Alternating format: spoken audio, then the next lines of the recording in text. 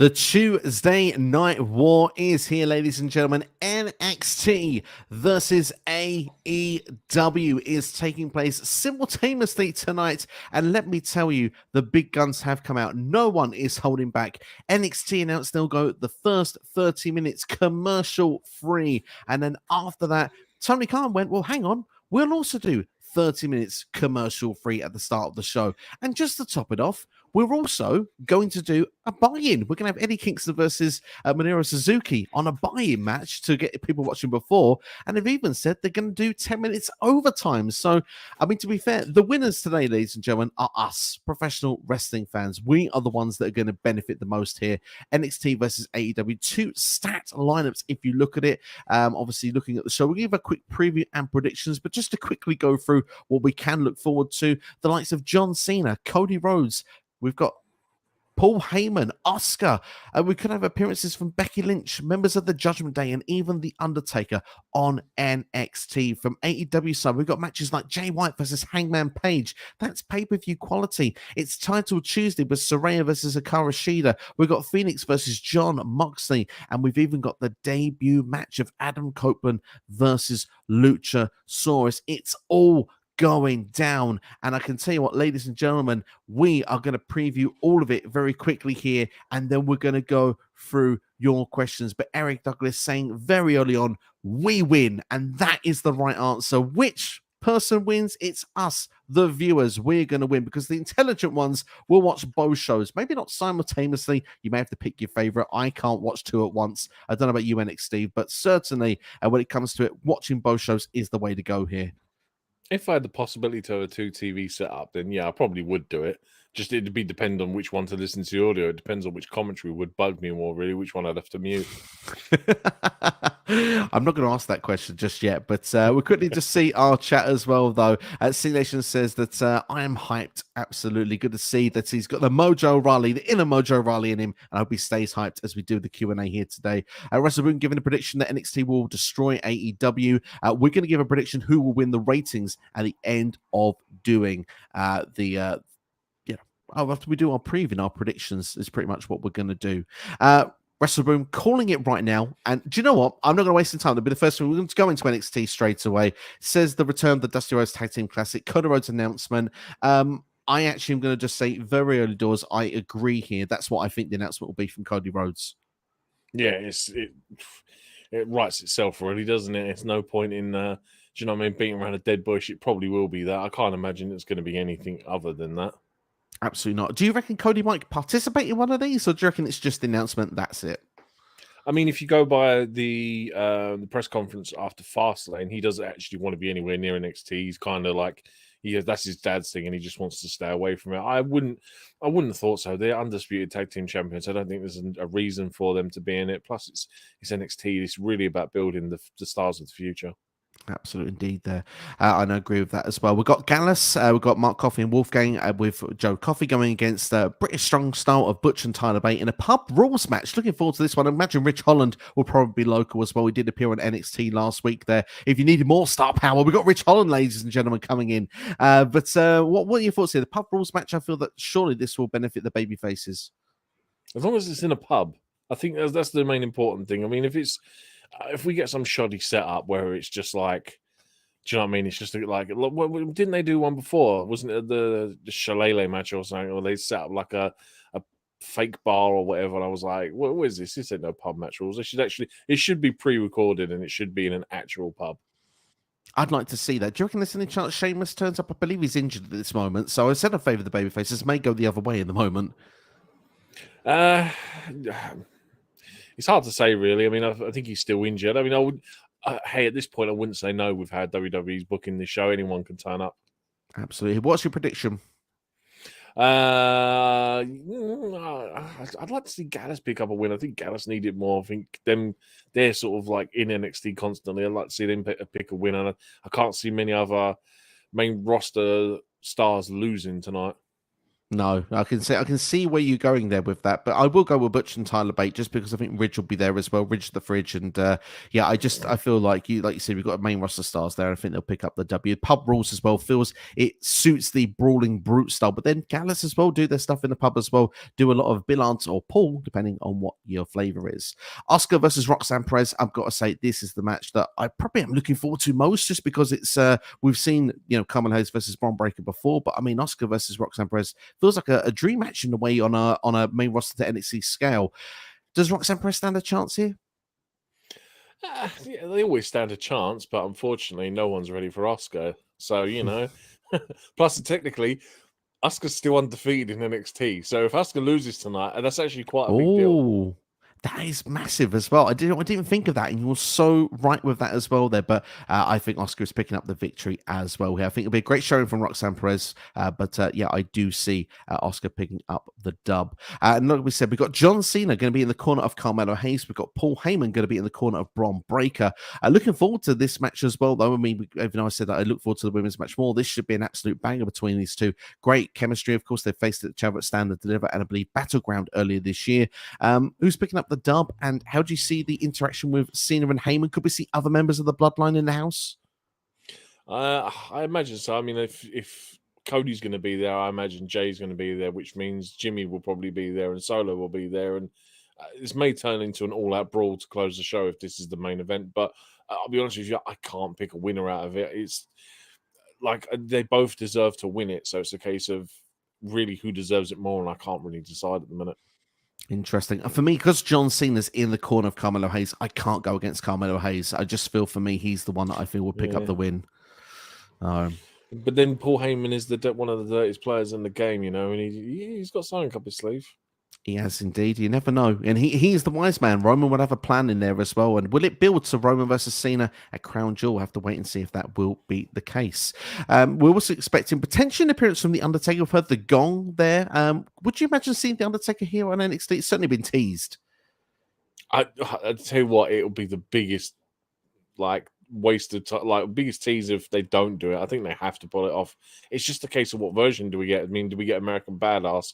I think that would probably be the best version to pull out. He'll probably be I'm trying to think who's in NXT at the minute that's just a cocky mouthpiece that so he can do a choke slam too, but I can't think of anyone off the top of my head. Grayson Waller and Austin Theory are both on SmackDown now, so Javi Bernal seems to always be the whipping boy when it comes to that sort of stuff. So he certainly could be one if he's upsetting Mackenzie backstage. But for me, I just feel in my head wouldn't it be good if he did something with Joe Gacy? Joe Gacy feels a bit lost at the moment. That's what now. I was thinking. That would be really fun to see.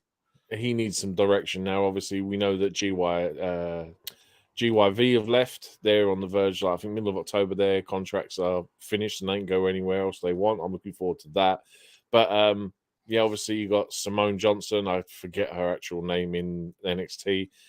They just seem a bit Ava. That's it. Yeah, they just seem a bit lost at the minute, and it's kind of like he needs new direction to where to go.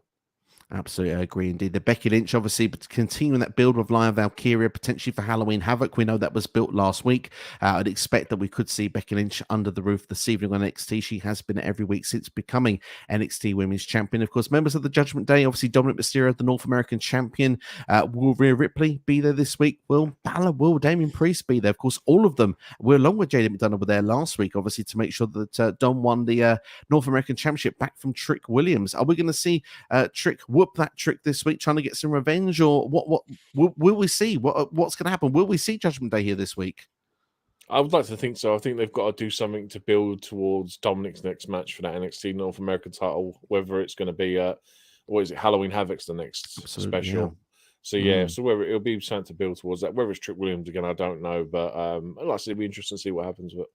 Absolutely. And of course, not brought this on the ticker here, but obviously Ilya Dragunov versus Baron Corbin looks to be something that could be built up at this moment as well for Halloween Havoc. So I imagine they'll do something like that this evening. But let's go into the chat, see what everyone's got to say right now about NXT, and then we'll move on then to AEW side of things, give a quick preview and predictions. Obviously, we try to keep that as brief as we could. If you enjoyed the video, make sure to hit that like button right now. It really does help this channel more than you could ever imagine. Eric Douglas here says that maybe we could get Cody versus Dragunov. That sounds sounds like a match would love to see at some point there, but maybe not just yet, but would love to see it. WrestleBoom says Butch and Tyler Bate will win. Eric says, how can NXT keep the momentum once all the main roster people go back? I mean, obviously, this is for people were asking the question, why so many people wonder one night? Obviously, they want to be AEW in the ratings. That's clearly one thing. And if they can do so, it is contract negotiation season. NXT is going to continue to have some form of main roster presence for the foreseeable future. And it feels like it is the current direction with NXT as well, because of the fact that they have people that are trying to elevate from the ground up. They have people that are probably ready to move to the next level. But if you can add that extra flavor of just a main roster talent here or there, it does add an extra pop to the crowd that's there, some ratings as well. So that stuff really does help the show. And obviously, like we said, it's about getting that new TV deal. It's not even necessarily that as well. It's a case of that if you've got guys that are basically wasting their time in catering, it gives them an opportunity to go back and do something. But even like main eventers that aren't in the title frame at the moment, they can also go back to NXT and do something. And like, this is how NXT should have been booked years ago. Do you know what I mean? With the crossover of like specialties and all this kind of stuff. And it's like I imagine they will carry on. It won't be this heavy again just until AEW have to move to a Tuesday night again. But yeah, I think like you said, maybe the TV deal is part of it, and the fact that they're still trying to sell Raw and NXT, and the fact that look, Triple H is now in charge of creative. This is more freely going to happen with Triple H in control rather than what Vince would do.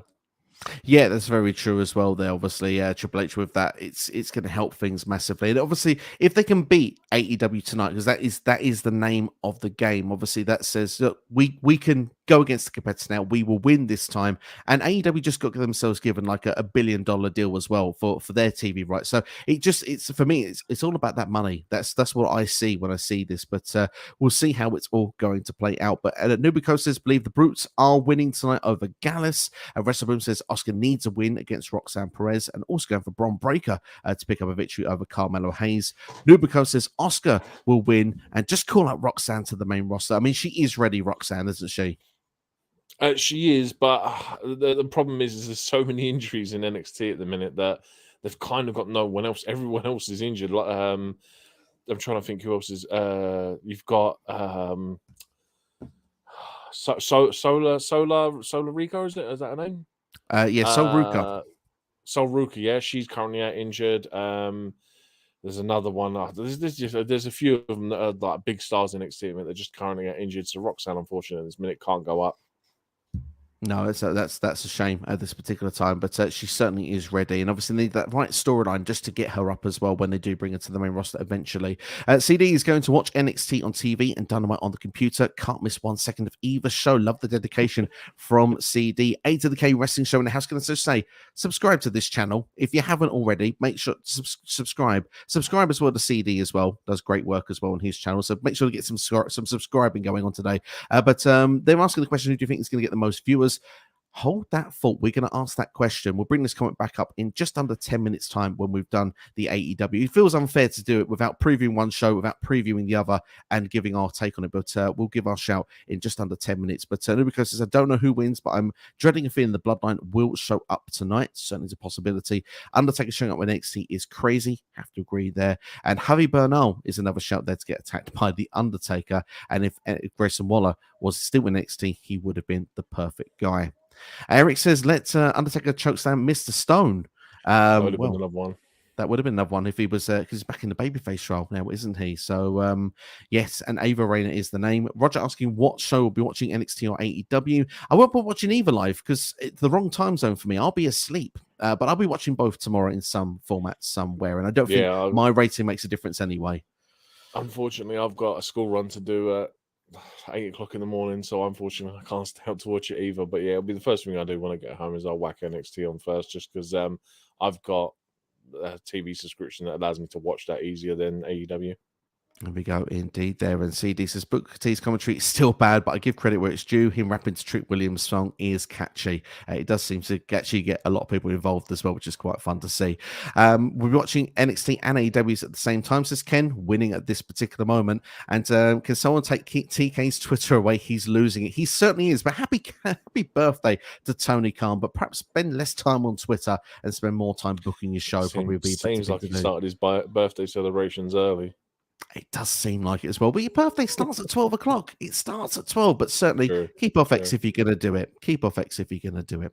Main roster superstar showing in NXT means that it's the possible of being fired. Dolph Ziggler, Mustafa Ali, Danny Brooker, for example. I mean, you could say Ali with was those set to ones, win the North American title, though, so that's a bit of a harsh one, I think. Like he was literally about to win it. And I think, in fact, correctly that the people backstage at NXT were actually really disappointed he got released because it completely ruined all their creative plans for him. Apparently, plans till March 2024 as well, which is even crazier, which they never got to fulfill. We also have a tournament match, Lola Vice versus Danny Palmer. Thank you, Eric, for that, letting us know that. I would go for Lola Vice to pick up the win there. Do you know what? I'm going to say Danny Palmer just to be opposite, just because I can. There we go. WrestleBoom says dream matches. I still want to see Cody Rhodes versus Carmelo Hayes, Bron Breakker versus Drew McIntyre, and Seth versus Dragunov, and Frazier versus Ricochet. All sound pretty darn good to me. Make that as a takeover. Cora is another big name out injured. Eric, thank you again for letting us know. Keeping us updated at this point. Tino's time in house, ladies and gentlemen. Tino's time. Great stuff down there on that channel. And remember, what time is it? It's Tino's time. It's always Tino's time. Calling right now, Bron Breakker or Damien Priest is the next Paul Heyman guy. Definitely Bron to pick up the win there against Carmelo Hayes. Tino. Roxanne needs to get the win. She can face a smart girl. I forgot her name. Kiana James, I believe, is the one you're referring to. We've got Undertaker giving chokeslams to Mr. Stone. Would it make sense? Stone is a babyface with Von Wagner. I have to agree with that at this moment. So Javi seems the most logical one for me. And yep, he'll be watching both. TK he is going wild. Literally, he is going wild. CD feels bad for Tony Khan. He's about to lose to NXT on his birthday. Oh, there we go. That's a prediction there from CD. And hello, guys, from Pierre. Pierre, welcome back. Do we think TNT Sports get a good rating for WWE? Honestly, I'm going to answer that and say no, probably not what they want, because it's 1 o'clock in the morning when it's on, which is why, you know, for me, it's 2 a.m. That's why I won't be seeing it. I'm in the European time zone, so it's not really grateful for me to do. But what do you reckon? TNT Sports, do you get a good rating for WWE? I wouldn't have thought so. I mean, the thing is that the fact that I think they've just got it exclusively for the pay-per-view rights, that if anyone doesn't subscribe to the network and actually still wants to buy it over here in the UK, they have to go through TNT Sports. I can't imagine it makes them a great deal of money, but you never know. Like with all the apps and stuff nowadays and all the catch-up TV, like that's what I do. I watch TNT Sports to, do you know what I mean, play catch-up with NXT or Raw or SmackDown. So I presume it gets some sort of traction and some sort of benefit from it. Probably next day, and probably they repeat the shows as well throughout the week, don't they? Which probably helps things as well. So, Tina reckons that Lola is winning it all, and we'll do a couple more comments, and then we will be going on to AEW, because otherwise, we'll never get to AEW's preview, and we won't get to answer A to the K's question they asked about which show we think will win in the ratings. But since Triple H will be on SmackDown this Friday, do you think he'll announce Jade Cargill and Jade will debut on SmackDown, and maybe Charlotte Flair will confront Jade? Great question from Pierre. I'll keep it short and brief, though, just for the minutes we're doing NXT and AEW. I think that I don't know what Triple H's announcement is going to be, but Jade would be an awesome shout, but I don't think it necessarily will be that. Maybe he's going to bring back... Maybe he's going to announce the King of the Ring tournament and the Queen of the Ring tournaments that we never got. Would love that. That's a great shout. That's an alternative shout. I like it. Kind in house, Kind, thank you for joining us. Hope you are keeping well. This is how are we doing? You watching NXT or AEW tonight? Neither. The time zone's not great for me. So 2 a.m. start, that is not going to work for me. I'll be awake probably at 6 o'clock in the morning, my time as well. So yeah, I don't function well on no sleep. I can promise you that, people. And I don't drink coffee. It's even worse.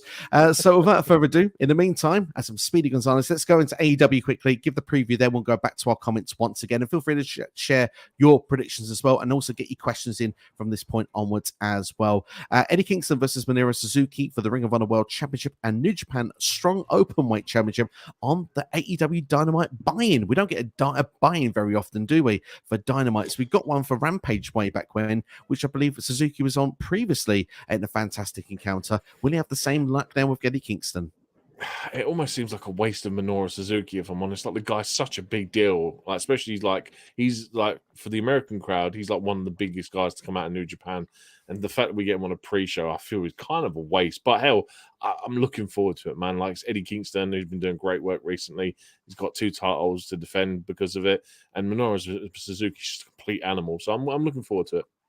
I'm going to be butchering Suzuki's theme song as he comes down to the ring for sure, but when it comes to it, I can't bet against Eddie Kingston. Just won those championships, the Ring of Honor World Championship, New Japan Strong as well. I don't see him just losing. drop me out for 2 seconds. I'll be back in 2 seconds. No problem indeed. Well, I'll continue on in the meantime. I'll take over as the predictions at this particular moment. But what we'll do is we'll go into a couple of comments as well, just so we know that way NXT can give his shout as well. But C Nation does say he likes the Drew McIntyre character. It's simple. He only wants to be the hero if it benefits him. And I have to agree with that comment down. I did say WrestleBoom did put at the very start of the stream that he's actually cannot wait for Crown Jewel, Seth Rollins versus Drew McIntyre. Got to say, I'm really looking forward to the match as well. It was really well put together. And we will be going back to the AEW preview very shortly for those that are keen to know our thoughts and our predictions of what we see on that show. So don't worry, we'll be going back into it in a couple of seconds' time. But in the meantime, as I find myself back then to where we are in the chat, WrestleBoom here says, my opinion, Dominic Mysterio should lose the North American title at Halloween Havoc against Trick Williams. I mean, to be fair, Judgment Day don't have all the gold anymore, so at the moment I'm not necessarily against that idea. We'll have to wait and see. In Trick, I imagine, will get his time as North American champion at some point. I think that's more storyline narrative currently playing out for him and Carmelo Hayes, who I think will eventually have a rivalry. Hopefully they have a better match than the first one, because I wasn't the biggest fan of the original one. It would be good to see if they could have another one and see how they would do. But we'll go back into the AEW predictions now. You're with us. Eddie Kingston and Suzuki, who have you got getting the dub? Eddie Kingston, man, he's going to retain. He's only just won the ROH World title. There you go, indeed. Who's going to be the number one contender for the TNT title? Both coming off big wins after Wrestle Dream. We've got Bryan Danielson going against Swerve Strickland. Who have you got picking up the dub? It's got to be Bryan Danielson, hasn't it, really? I think with Christian still being champion, it kind of makes sense. I have to agree with you. I think, as you say, Christian Cage, the heel as champion. Plus, Bryan Danielson is doing collision duty almost each and every week. An amazing match with Kyle Fletcher this past weekend, honestly. Anyone's not seen that match, go and check it out. It's a fantastic match. I think Fletcher is going to be one for the future, and Danielson putting out another amazing performance. But this match right here is one of the matches I'm most looking forward to on Dynamite tonight. Should be amazing. It's just a shame that Strickland, yes, going for the TNT Championship in the contenders match, but I don't want to see him losing so soon after winning against Hangman Page at Wrestle Dream. But hey, it should be good and still. It might even finish in a no contest, you know what I mean? It could be a screw finish just to protect them both. Did someone say triple threat? Wouldn't be against that. Well, I'll tell you what, this one, it's not going to be. It's a non-title match, ladies and gentlemen, because Jay White does hold the AEW World Championship. MJF has not got the championship back. Jay White graciously said, I'm the champion and I'm not going to do a title match because, well, Hangman Page doesn't deserve one at this moment. Of course, he's on a bit of a losing run at this moment. Is it going to be a case that MJF gets involved here and Hangman wins the match and MJF gets his title back? Or is Jay White actually going to be someone at the moment who actually will have the numbers advantage now over MJF? It feels as MJF is not the mystery person, according to MJF, that attacked Jay White a couple of weeks ago. Is Jay White just simply going to win here and remain that champion with that title until MJF can get it off him from Full Gear? It's too hard to say, really. Like, there's so many deciding factors. Like, it could be the fact that MJF runs out, causes Hangman to pick up the win. It could be a case of it ends in a no contest. It could be a case of that the mystery attackers attack again. There's loads of things to come from this one. Like, I mean, if you was to say to me who's going to win it out of an outright match, I'd say Jay White, but I don't expect this to finish in a simple one-on-one match. No, it has got the ingredients here of a bit of shenanigans, but for me, it does make most sense here for Jay White to win because Hangman Page, you said, he's back to the drawing board, needs to get that win and needs to find his momentum once again. So, look, like you said, got to go for the Bang Bang Gang. Literally, that's what we got to do. Bang, And that is what it is. I'm loving Bullet Club Gold, by the way. I'm loving their stuff right now. It's incredible to watch. One of my favorite parts of AEW TV. Powerhouse Hobbs is a part of the Don Callis family. We're taking on Chris Jericho. I think Hobbs needs to win. If they're going to take Hobbs seriously, he needs to win this match. Yeah, but it's Chris Jericho. That's the only problem. Steve, give me 2 seconds. I've got a phone call. Give me sorry, man. It's my wife. She's come back from a show. I apologize. No, it's fine. It's got to be done. It's got to be done. And honestly, we don't mind. We get to go in the chat in the meantime. I know there's quite a few comments that come flying in. So without further ado, let's see what people's got to say. CD saying that Jon Moxley is about to win the International Championship back and would have him with the most title wins in AEW history. Now, that is a big fact right there for you if Jon Moxley wants to do so. We'll talk about Jon Moxley in 2 seconds. Just going to reconfirm, was Chris Jericho your prediction? I'm going to have to say Jericho, man. It is Chris Jericho, man. And like, as much as Powerhouse Hobbs needs it, I'm going to go with Jericho. Apologies. My wife is coming back from a show, and I did tell her I was doing this live, but apparently her brain has somehow forgotten that. It's not a problem at all. And I tell you what, I mean, perhaps maybe she's time traveled. Maybe she's gone to the year 3000. Very possible. That is who she went to see tonight. That is indeed. For those that know, let us know in the comments if you can guess the band that she's gone to see. Ray Phoenix versus Jon Moxley for the AEW International Championship. CD said that Moxley could have the most AEW Championship reigns of all time in AEW tonight if he wins that title back. I think he does do it. I think Ray Phoenix was never meant to win this title. Moxley's getting it back. Yeah, I think they're going to do it, and then they can carry on with whatever story narrative that was supposed to happen. Absolutely. I think that's the way. And of course, it's Title Tuesday, so that's one title there. Another one is the AEW Women's World Championship. Holy Shida back in the title picture against Saraya. Ruby Soho is banned from ringside. Banned, whatever you want to say. She's not going to be at ringside. She's not allowed there. Exactly. Where is the alcohol when I need it? Saraya, though, has been said from Ruby on Collision that Saraya doesn't need help here, that she can put Shida away and she'll prove that she's the best female. There were rumors a while ago that Saraya wouldn't be a long-term women's champion. Could this be a chance that Shida wins it again, or do you think Saraya will retain here? I think Saraya retains here. I honestly, I want to see Toni Storm versus Saraya. Toni Storm is doing the greatest character work in the world at the minute, and I really want to see it. I think it's amazing. It cracks me up, and I want to see Toni Storm take that title off Saraya. It's timeless, NXT Steve. It's timeless. Quite literally. It is brilliant. It is brilliant, honestly. Yeah, she's doing incredible work. And of course, last but not least, the main event of this show, Adam Copeland doing his first match in AEW against Luchasaurus. Rookie match. Surely Adam Copeland's winning. So we don't need to spend long on this one. Yeah, I mean, rookie match, first ever one on TV for Adam Copeland, you know. I mean, the odds really should be against him, but, you know, I'm going to go with the rookie, and I'm going to say Adam Copeland wins. It could be beginner's luck, I think, at this point here for Adam Copeland. But, hey, you know, he's been just around for just 25 years. So surely he can find a way to pick up a dub here against Luchasaurus. Absolutely. But he's in the big leagues, kid. So let's answer the question then. We've done our previous then for both shows then. Who is getting the most viewers? Is it going to be NXT or is it AEW? Obviously, as fans, we've got two great shows coming up, but who is going to get the all-important higher rating? There's only one correct answer, and it's because of one person, and it's going to be NXT, purely because The Undertaker is supposed to be on the show. Let's be honest, The Undertaker is the biggest draw. He hasn't been seen since, when did he come back as American Badass and beat up, was it Theory or someone, whoever? Or it was Raw 30, and he gave Raw the words to Bray Wyatt, of course. That's it, yeah. So, yeah, it's going to be that show, man. Everyone wants to see Taker and see what Taker does.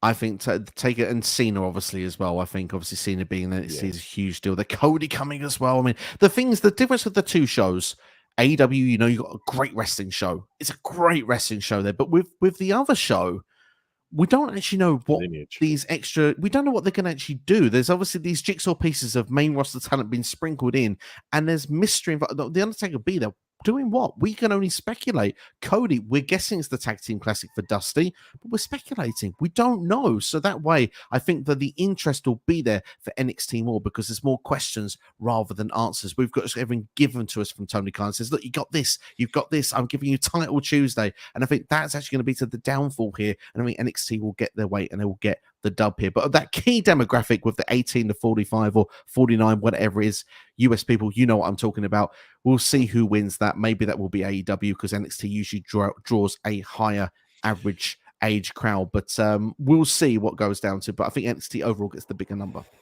Yeah, I think they're going to get the bigger number, but the demographic will go to AEW. It's just the way it is, unfortunately. But like you said, I mean, how many matches are actually on NXT tonight that they've announced? 3 or 4?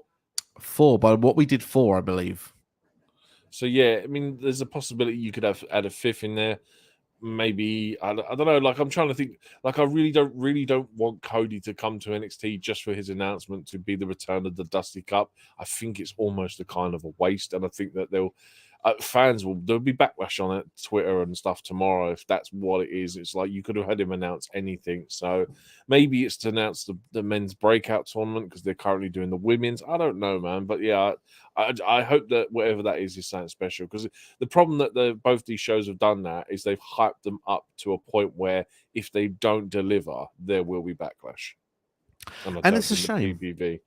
Yeah, it's true though, but it's a shame because I think we're being treated as fans. We're getting a lot tonight. Yeah, we're getting a hell of a lot. And it depends on whether you're watching tonight, tomorrow, whenever you get to see the shows, recommend going and see both. That's amazing. As like you said here, we've even got a show free to watch on YouTube. Like, that's amazing to get that on YouTube. Last time it was Suzuki Danielson, by the way, which was an incredible match. It was voted as a match of the year candidate. We'll see if Eddie and Suzuki can follow that feat. But honestly, we've got some great stuff coming tonight, and hopefully, X people that go on Twitter, whatever you want to call it, let's hope people don't crap on the product and just enjoy what's going on, because even if a match doesn't give to the highest of expectations, it's still a bloody good show we're going to get on both sides here. So let's just enjoy it. That's what it's all about. Absolutely. Let's go into here indeed. Let's go into the chat then. Q&A from here on in, ladies and gentlemen. You can ask any questions you want, get involved with it. And of course, the more likes we get on the video, the longer we stay with you. And of course, just to check where we are at this particular time when it comes to likes on videos. Yes, I know it's boring talking about algorithm, but I have to do it. We currently have 8 likes on the video. If we can bump that up to 10, we have 11 people currently watching. That'd be amazing. Even to 11, knock it to 11 likes would be really, really appreciative. It helps the channel massively. But Pierre asked, do we think that Bron Breakker versus Melo would transform into Roman and Bron versus Cena and Melo tag team tonight? I don't see that personally, mainly because Roman is the issue there. But could you see maybe a Cena and Melo tag team against, say, I don't know, a Bron and Jimmy, perhaps, maybe, for example, tonight? It's possible. It's like, this is the good thing. We don't know what's going to happen, but you have to tune in and watch, man. Like I said, it could be anything. Like I imagine the show's going to be complete chaos from first bell to last bell. So who knows, man? But like I said, I'm excited to see what they do with it. It'll be exciting to see. I think it'll remain a singles match, but if it does go to a tag team match in some format, then power to NXT. They got more star power in the wrestling ring tonight as well. Ken asked, do we know if Wendy Chu is injured? I can answer that. Yes, she is. Yeah, she is injured. She's been out for quite a while. Hopefully she can return some point in the near future. CD says, hot take, NXT having main roster superstars on NXT shows WWE doesn't have faith in the new talent. I mean, I think they have faith in the talent, but I don't think it hurts to get them as much exposure as possible. Obviously, with this, put it tonight, the amount of star power being put on NXT for the ones that are showcased, that are NXT regulars, that will have new eyes watching them. That's what it's all about, isn't it? Because those new eyes may come back and go spot them. Yeah, it's the whole point. You put Undertaker on there alone, and you're going to have guys my age that are like, oh, I haven't watched wrestling in a while, and Taker's gonna be in NXT tonight. And do you know what I mean? Some fans will watch it and go, do you know what? It actually wasn't a bad show. I'll tune in next week to see what they do. Do you know what I mean? That's the whole point of it. And it's I'm not against it. I think it's great. Like I said, it makes NXT feel like a third brand finally, which is like, let's be honest, what most people have been crying out for years with NXT. So I'm all for it. I mean, when it was NXT Black and Gold, I know they weren't main roster superstars, but they weren't going through new talent back then either. Finn Balor, Samoa Joe, and Bobby Roode, and all these names, Kevin Owens, Sami Zayn, they're all done the Indie Circuit, done the Ring of Honors, done your Impact Wrestlings, done these all places, Japan, Shinsuke Nakamura being another one as well. They weren't like new talent back then either. So, I mean, it's just a different variation. Rather than bring them in and they just go through NXT first, these are people that have probably done NXT for a while when they're coming back to pop a rating because they know they'll pop a rating. They're a lot more likely to than what they did in the Black and Gold era. Yeah, exactly. And like, you never know, we might get something tonight. Like, you might see Brian Pillman debut tonight, who's going by, I believe it's Lexus King, which I'll be honest with you, I think is a cool name because let's be honest, the coolest video game character in history is King from Tekken. So that is automatically a win from me. So yeah, I mean, Pillman Jr. can make his debut tonight. Hey, Jade Cargill could even be on this show at some point or whatever. You just don't know, man. We've got to watch to find out, and that's the beauty of it. And Wrestle Boom says, I'm not an AEW fan, but I predict Eddie Kingston will win. See, head of the game with Wrestle Boom there shares our sentiments, even if not an AEW fan. CD says, Keith Lee was on Wrestle Dream's pre-show, and 1 year ago, people were saying he would be the first black AEW world champion. Where are those people now? I mean, to be fair, Keith Lee should be within a shout of being that superstar, but right now, the momentum's all with Swerve Strickland. Yeah, I mean, it just depends on how relatable they are at the time. Like, Keith Lee just seems to have, like, he's really unfortunate. Like, remember, he was in NXT for a year before he even appeared on TV, which is criminal in itself. And like, I'm glad he got the opportunity to be both, like, and to this day, still the only person to hold both the NXT North American and the NXT Championship. So that's always a plus. And it's like, I won't keep going on about it, but I have this thing about AEW where they have the potential to build these stars and they just get them to a point and they just somehow just fall flat. And it just, like, I don't know if it's like they just don't know where to go, but it just feels like they hit a brick wall and they just can't break through it. I mean, the thing is as well, like, I mean, when you look at Keith Lee, he was ill, like, for a long time as well. He had a really bad case of the COVID as well. So, I mean, it's horrible for him, the fact that he probably was on the cusp of reaching out and getting to the high levels, and it's not quite happened for him in recent times. So there's still potential. I'm going to stick my neck out and say I think Keith Lee still has the potential to be a top star. Absolutely. He's just not been booked correctly. He's just not being booked to the back. But maybe he can't go to the levels he was doing 1, 2, 3 years ago. I don't know. We don't see it. But when he's in the ring, he does great stuff. So I hope that he's given the chance. I think if Adam Cole wins that AEW World Championship at some point, Keith Lee should be in contention because their history in NXT alone automatically screams that those two should be having a match for the AEW World Championship. But I wouldn't be surprised if in the future Keith Lee does return to WWE. Obviously, his wife's here; she's part of the club, or I forget whatever their name is now. OC, sorry, yeah, but she's part of that, and he was obviously treated very specially, and like I still have fond memories of his time in the Rumble with Brock Lesnar, and I was like, that's a match I want to see, and you're only going to see that on WWE, and I'd really like to see that at some point. That would be, yeah, I wouldn't be against it either, and it's something I wouldn't rule out either, seeing Keith Lee go back to WWE at some stage. Roger had the WWE King of the Ring game on Game Boy back in the day. Loving that, Roger. Great throwback. I can't say I did. Did you? No, I'm sure I had one version of a game where I had like 6 wrestlers, and that was the entire roster, and I was like, this is the greatest wrestling game to like an 8-year-old version of me. I'm like, yes, I can play as Warrior, Hogan, Savage, Slaughter, and like, I don't know, 2 other Bulldog and so Lex Luger or whoever it was, and I'm like, yes, I'm the best. And it was like no LOD, no Bushwhackers. And I was like, my 8-year-old simple self was such a fool back then. Absolutely, yeah. We're very easily swayed back in those days when it comes to games. But CD says, find it hard to get into Impact Wrestling with Sami Callihan leaving. It's a shame that Sami Callihan has left. A lot of offers on the table for Sami Callihan. AEW, a few people have been pushing for him to go there. I believe John Moxley, from understanding of the dirt sheets, has been one of them getting to try and get in Tony Khan's ear. Maybe Callihan could even turn up this evening. But obviously with WWE, I think the rumors are that it's more of a producer agent role is what he'd be needed for.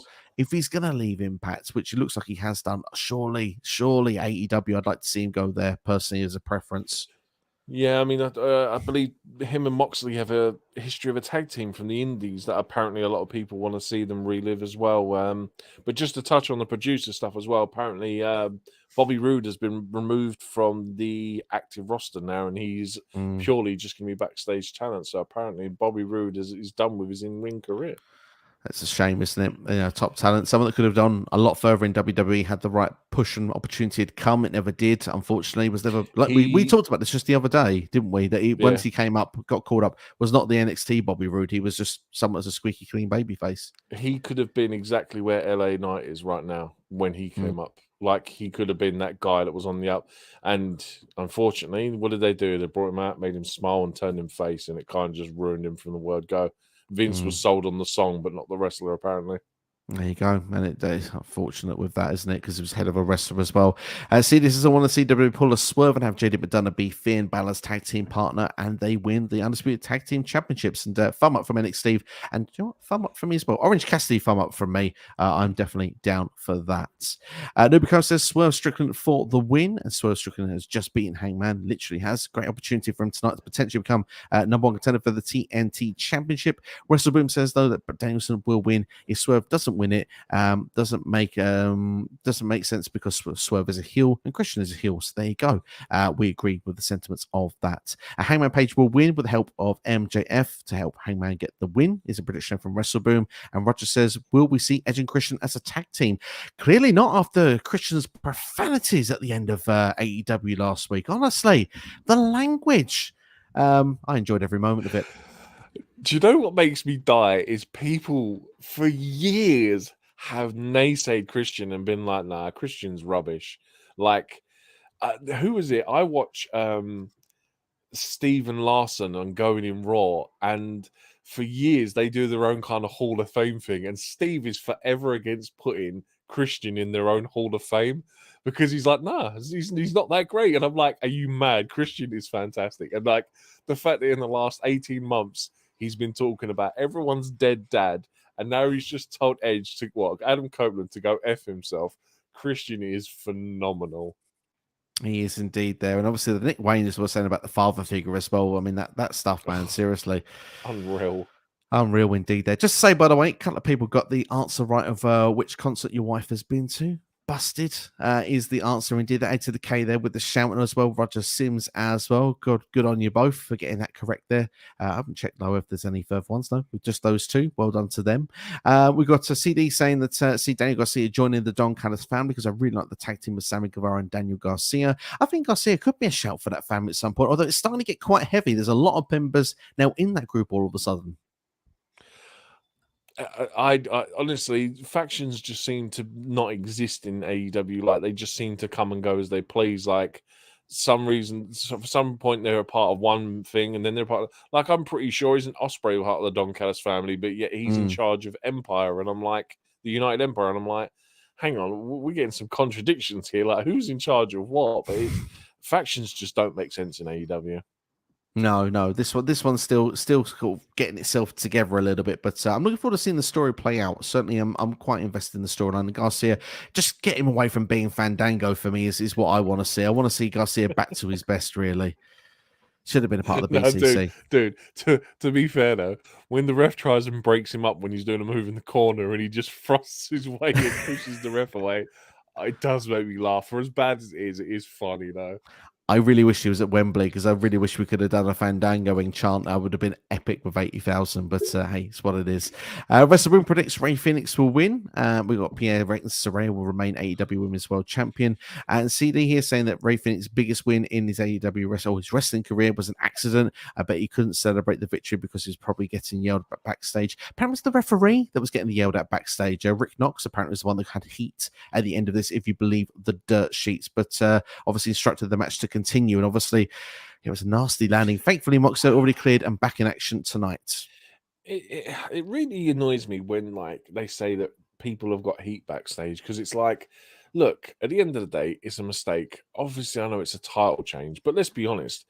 If anything, the title change kind of made the show a bit more unpredictable. Like, let's be honest, everyone going into that match was like, nah, Moxley's retaining. And it's like the fact that Phoenix picks it up is actually quite a nice shock. And they can always rebook it. Like this, I think that's the whole point of tonight is Moxley's going to re-pick it up again. And the fact that they always say that people have heats backstage, it's like, man, we're all human, man. Just be tranquilo about it. Tranquilo indeed there. I like that. I like that saying there, Nick Steve there. We've got a prediction of Wrestle Boom says Saraya will win. And CD actually says he'll laugh if we get a recreation of Edge spearing Jeff Hardy mid-air. Roger asking a question that I'm pretty sure can't be answered very quickly. You could answer it in one word, but I don't think we will. Will we see CM Punk return to WWE? I don't think so. I think his wrestling career is done. But there's no one knows what's going on because people are saying he doesn't have a release clause because he was essentially fired and he wasn't released. So he could easily turn up at Survivor Series because I believe Survivor Series is in Chicago, Steve, if I'm correct. It is November 25th. So there's a chance he could turn up there. He'll never, as far as I know, he'll never go back to AEW. I said weeks ago, a month or so ago, that when he did release that, if he ever comes back to WWE, it'll be purely for the fact to join the Hall of Fame. I think that WWE will use him as a main eventer one year to headline a Hall of Fame. Interesting. Look, my heart wants it. My head is still a bit unsure. Nick Hausman, House of Wrestling, is the one that's been putting a lot of this out there, and I think Dave Meltzer incorporated some of what's been said here, and I think that's what spread a bit of wildfire around the wrestling community, of course, suggesting it's quite likely CM Punk will return to WWE. I still am in the case that I'm in the camp of I'll believe it when I see it, but it doesn't mean that I'm not hoping for it. I would love to see Punk return one more time. It's clobbering time, and I'd love to see CM Punk versus Seth Rollins at WrestleMania next year. Imagine Seth retains at SummerSlam, and all of a sudden, Cult of Personality just starts playing, and Punk standing at the top of the ramp, just looking at him as a close for your show on Survivor Series.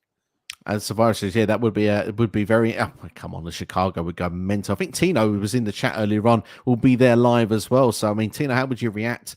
Let us know. A to the K says, Timeless Tony Storm is amazing. Do you think we'll get Magnificent Mariah May join her at some point? Can I just say, yes, all to the yeses of this suggestion. I love this. Mariah May, I'm starting to see more of her work now. I've seen bits and bobs, and I've actually actively now trying to seek out and see more of her work.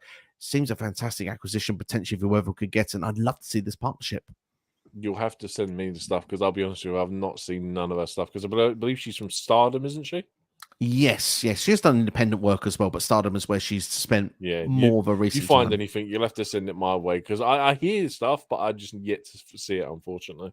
There we go. But hopefully is the answer, A to the K. Hopefully. Roger says NXT will get more viewers. That's what we feel as well. WrestleBoom also feels that NXT will win in the ratings this evening. WrestleBoom also continues, says Adam Cole will win. It's pretty obvious. Yeah, that's why we didn't spend too much time on it with that one, if we're going to be fair. CD says Carmelo Hayes and Trick Williams are now losing their titles. I'd like to see them take a chance in the tag team scene. I wouldn't rule that out, actually. That wouldn't be a bad suggestion because I do feel that this story between these two, I think, will culminate in a match. I think, we said before on a NXT prediction show that was done very recently that I think it was Too Sweet Kyle that was with us from On the Mark Wrestling podcast, said that it made more sense for Carmelo Hayes to be heel of the two. Whoop, that Trick is massively over right now. People are into Trick Williams. Carmelo Hayes, it works as a face, but I think it works better as a heel.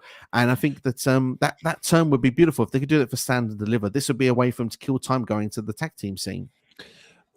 I'm just trying to think, like, of course, it's always going to be fun to see them as a tag team. Like, I can't, my brain isn't trying to work out how many tag teams they've got at the minute.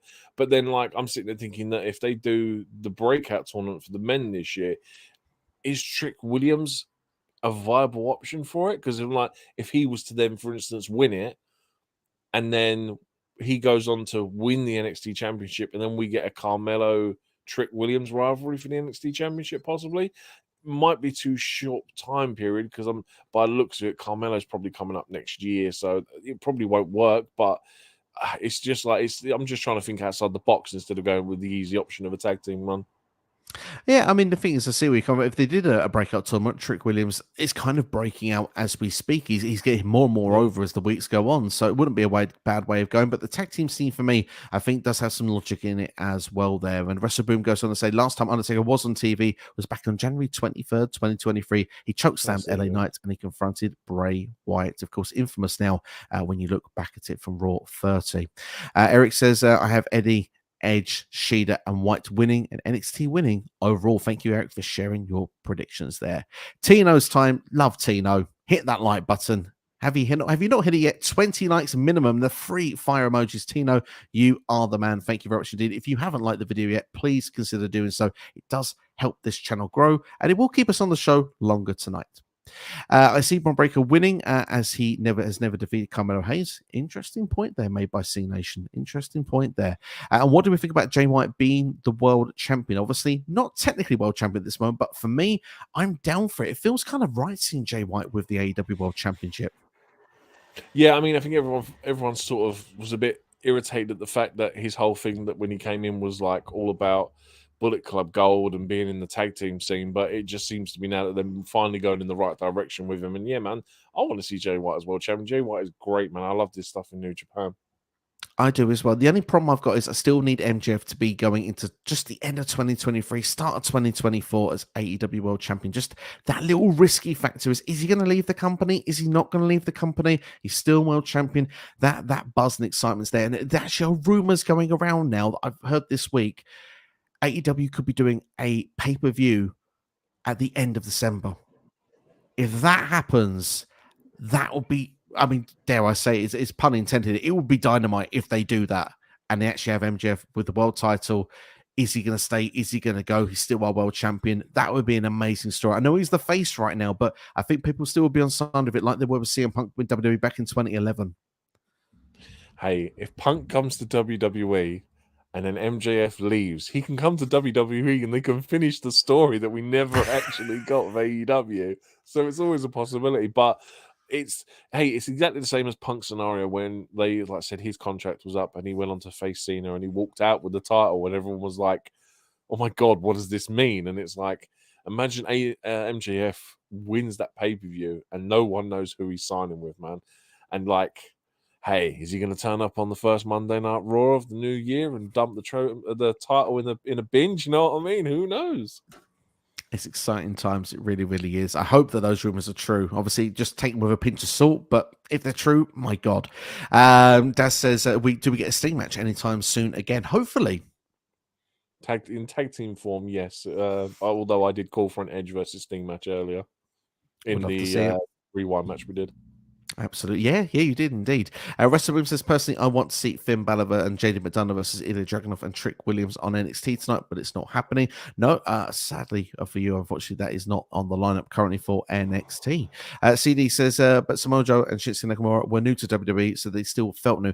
Absolutely true, but they weren't new. NXT was meant to be developing from the ground up. That's kind of the point I was making. When you say trust on the new stars, that's like saying now, Carmelo Hayes is someone that was an indie star before, but Bron Breakker started in WWE. I think he did very minimal indie stuff outside beforehand. He was mainly there. And there's many others like Tiffany Stratton, for example, that's homegrown, if you will. These guys are not homegrown, even if they were new to the WWE audience. That's kind of the point I was trying to make, but I do see your point and argument, of course. Roger says, do you think WWE or AEW will sign Sami Callihan? He is a free agent. We sort of touched on this earlier on, but as a definitive answer, where do you see Sami Callihan as the ultimate destination for him? Could he even go to New Japan or go back to Impact?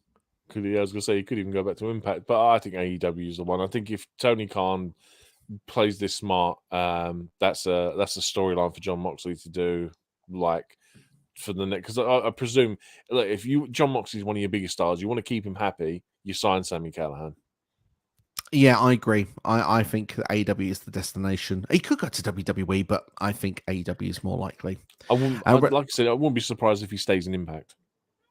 Yeah, I wouldn't be surprised either. Although, if I had to lean on right now, the fact he said he was a free agent and he's not signed yet, I think it's more likely he will probably go at this point. So, sorry for CD. I know who said he was sad that Sami Callihan had left.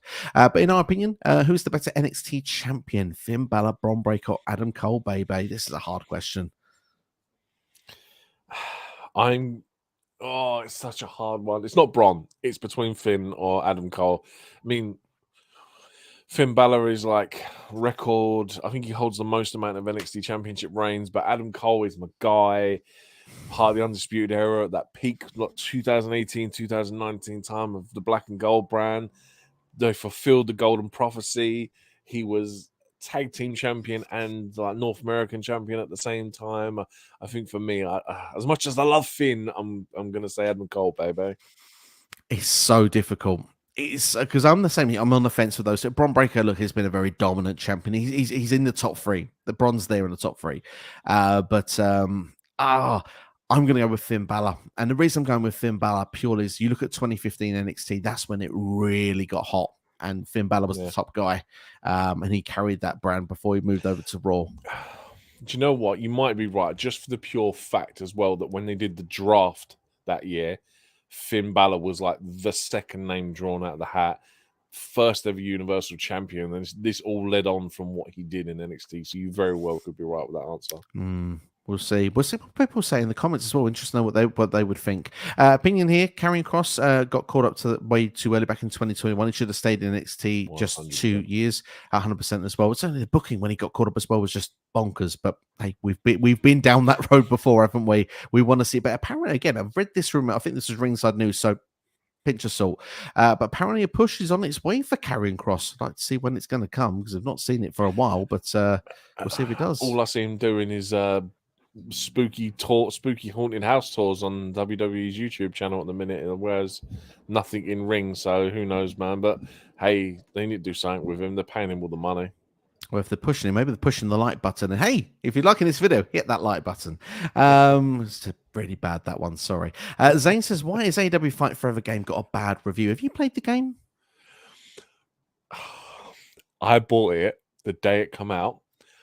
I played it once, and I haven't gone back to it just because I honestly haven't had the time. I spent like £60 on this game. I've played it once, and then I think it was like the initial day because there was like a bug or something where if you did the update, it went wrong.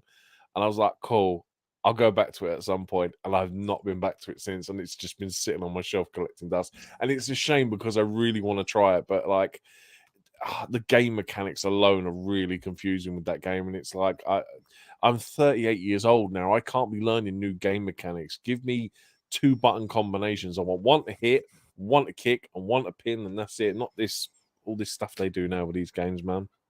I still haven't played it, unfortunately. I can't comment. I still intend to get it eventually, but time in the world currently I'm in, it doesn't allow me to do it, unfortunately. My son started getting into like a lot into video games recently, and I think that I think AEW is the one for me to teach him on, just because then it like, hey, he'll have a fair chance of beating me because I'm just as rubbish at it because I've never played it. But I think it'll be a good one for him to learn because it's a lot more simpler to use, and I think he'll enjoy it a lot more than he would if it was the 2K version.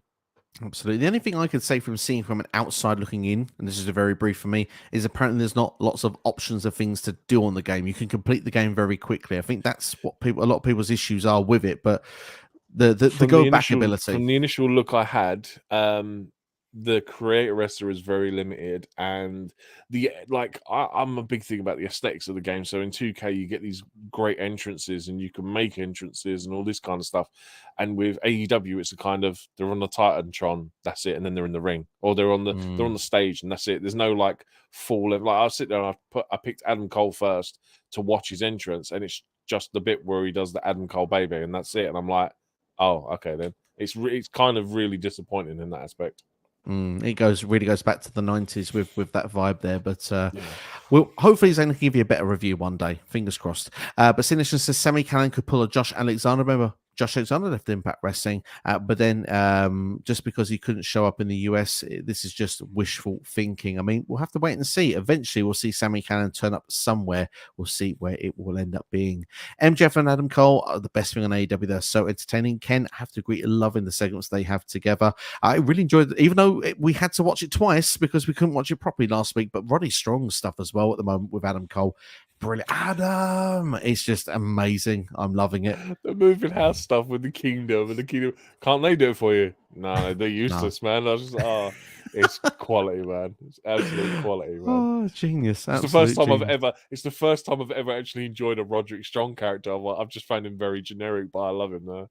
Absolutely, yeah. In ring, amazing, but I have to agree, character work now he's on a different level. The fact there were like the neck bracelet, neck strong, and wasn't he like in intensive care for the neck as well the other week? Like, why is he in a wheelchair? It's only his neck's injured, the kind of thing. It's the beautiful part of it, isn't it? It's just amazing. But the same with Elton Prince of Pretty Deadly, been in a wheelchair for a shoulder injury. It's just those little details just make it amazing. Wrestling Master, do you think Lucha Bros will jump ship to WWE one day? Honestly, I don't. But I think if one of them wants to, I think it would be Phoenix. Yeah, Phoenix, just because WWE like to do what they always do, and they like to bring up a Lucha star and then try and make him the next Rey Mysterio. Penta's like. Penta can't do what Penta used to do, but obviously Ray Phoenix can still do that crazy high flying stuff. So yeah, I'd be the same as you. If they're going to bring one up, it'd be Ray Phoenix. Absolutely. Wrestling with a hot take here. Christian Cage, a better heel than MJF. Hot or cold?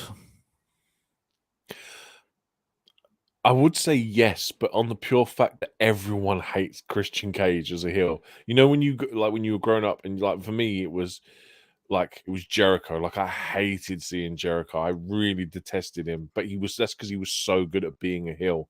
And that's the only reason why I say Cage is a better heel, because everyone genuinely hates him. Whereas MJF, he was kind of a tweener heel. Like he would say stuff that was pretty cool and would get a laugh and a pop out of the crowd. But with Christian, he's talking about people's dads that are dead and stuff, and like telling Jungle Boy that he wants his mum to call him and all this kind of stuff, and like telling Adam Cole to go F himself. It's great. It's so entertaining, but he's so hated, and that's why I think he's the better heel. They're different varieties of heels to me. Like you say, I mean, it's always better when you're the unliked heel, but obviously a lot of Christian Cage is currently getting his props as well at the moment. So I think people are appreciating, but it is getting the boos in the arena at the time. But MJF, though, sort of the earth, he can do it. It's hard. I'm going to stay with MJF at the minute, but I mean, they're two different, even though they're two very good heels, they're two different types of heels. And I would need longer time to make a full judgment on it. But I think for now I still would say MJF. Will he join WWE, though, in 2024? I'm going to say MJF actually stays in AEW. I don't think he moves. Yeah, I don't think he moves either. I think the freedom he's got to be him on AEW is perfect for him. The fact that he'd have to go into essentially what is a PG product, and he'd have to tone down his mannerisms and the way he talks, I don't think he's going there. No.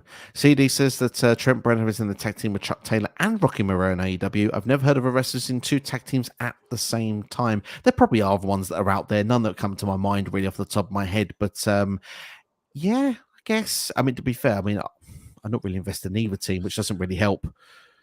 I thought Rocky Romero was almost part of the Best Friends now. I thought that it was kind of like a New Day situation, like it was a Freebird rule if they were ever to win tag team titles. I think they do that stuff sometimes. They have obviously been together in the same stable in New Japan. So, yeah, I think it's kind of on that ilk. So, Fantasy Dream, Fandango versus Daniel Garcia. Dance off. Book Garcia it. Anybody. Wins 100%. Garcia wins. Are we a fan of Dirty Dango in Impact Wrestling? He said he hates wrestling. NXT probably not seen much of this, but I'll answer to it. I do find Dirty Dango stuff fairly entertaining. I don't really enjoy the matches as much anymore, but that's just me. I think it's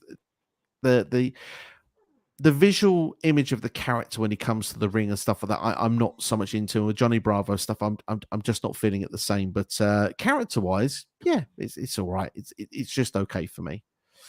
Tino is going to Survivor Series, which is good to see. Tina, I hope you had the most amazing time there. Ken was actually in his local shopping centre and he'd done a Fandango Dust and he got a big cheer. Gotta love it indeed. Hope they did the doo-doos to go with it as well. That'd be awesome. Noob says, with Kairi Sane done with Stardom and New Japan and going back to WWE, how do you book a return? I believe she'll get back at Bayley after writing her 3 years ago. Might result in War Games. Love this. This is a great suggestion. Oh, that's a great shout about the whole history there with Bayley. But it's... I'm trying to think now because it's kind of like, how do you do it? What, Asuka, Charlotte, and Kairi versus Damage Control? You need to add more to it. I don't know. That's really good. It's really good though, but I couldn't tell you. I mean, last year they did Raw and SmackDown together. I think in the War Games. I know Rhea Ripley was part of with Damage Control last year, and someone else was as well. That slips my mind at the minute, but they could definitely do that. I think that would really, really work, to be honest, with what Nuba said there. And I think ultimately, I think Kyrie will be back with Asuka in a tag team. I think that's the reason they're doing the Io and Asuka matches now, because I think that they will do the Kabuki Warriors once again. I imagine Kabuki Warriors will either be women's tag team champions or winning the women's tag team champions come WrestleMania next year. It's not a bad shout. Hopefully they can just book them a bit better. That's my only issue. I then imagine that at some point that will then lead on to Kyrie Sane versus Io, which I'd actually be really excited for. That would be really fun, actually. I would be down for that.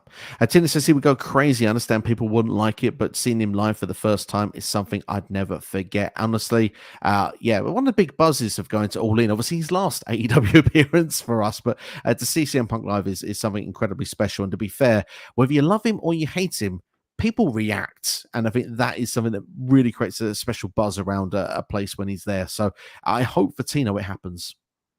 Yeah, man. I mean, I'm so glad that I'm like, I honestly do their personal lives are their personal lives. For me, it's what they put on my TV in front of me, and it's like I'm always going to be a CM Punk fan in that respect. And yeah, man, like I said, I hope he does, man, because it's just one of them times where you're going to be like, you know, where you sit and you watch these shows live, and it's one of the moments where you're like, I was watching that live when it happened, not that I got up the next morning and saw it happen, kind of thing. But yeah, if you're there, Tino, and it happens, I'll be pleased for you.